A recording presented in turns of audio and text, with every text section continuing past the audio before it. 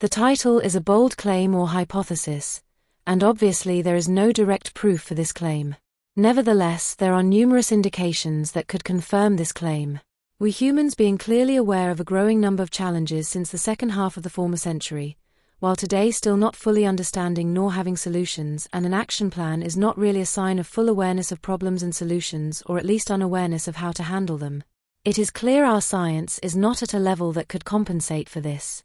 We will start out with possible indications of the claim based on what scientists detected in our DNA, and most of them are reluctant to comment on. Further, we will indicate and suggest how we humans could address this bias alleged blindness for challenges and solutions, and find solutions, and even develop an action plan that could gather enough unified support and participation, ultimately gaining a platform to achieve less global conflict and more harmony, knowing division and conflict aggravate pretty much all our challenges and consequent threats.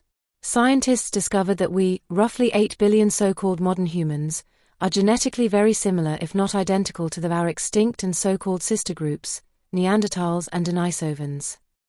For those that cannot believe this, just a reminder that we are also very similar to certain primates. The unexpected and possibly the main difference between us existent modern humans and those extinct sister groups is that we existing modern humans have more genes knocked out through methylation than the sister groups have in areas by consensus considered facial and vocal related. We use the word knocked out, but the scientific name is methylation. Using the word methylation, you can easily search about it on the internet. These in modern humans knocked out genes are located in areas by consensus considered and still considers facial and vocal related. This most probably causes differences in these facial and vocal areas compared to our human ancestor, so it could or should be possible to detect our human ancestor, which based on scientific markers is the Amazon Amerind, reminding that even amongst ancient Amazon Amerinds hybridization and disabling of genes took place. Several of these hybridisations are well known in Amerindian Descendant and all other human descendants. According to the markers, all modern humans are descendants of Amazon Amerinds, but are not recognized as hybridisations but denominated mutations. There is at least one video of our channel dedicated to proving the above. At the same time, some of the most advanced researchers and modern science discard mutations as something that could cause improvements, let alone lead to modern humans that populate the world as we know effectively happened.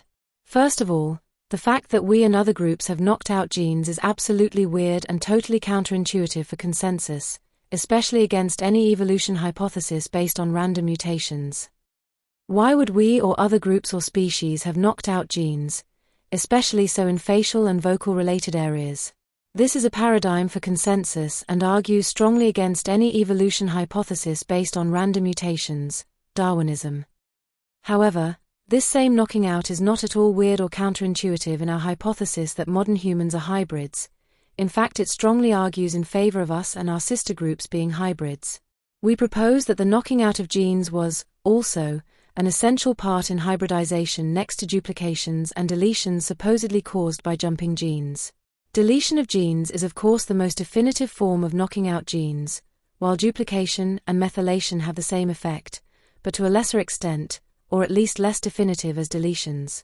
Knocking out with methylation, duplications, and deletions are common in known plant hybrids recognized as being hybridized by Amerinds. This obviously is a possible indication that Amerinds knew to induce the knocking down, deletion, and a wide variety of duplications to achieve hybridized plants.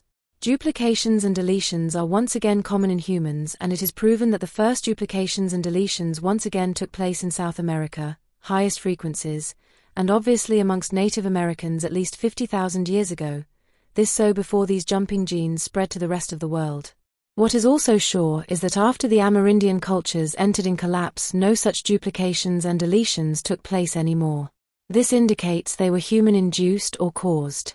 Sometimes scientists suggest it was a virus that caused these jumping genes, duplications and deletions. But why would a natural virus, that is part of the most ancient organisms and that is so successful and important, get extinct suddenly?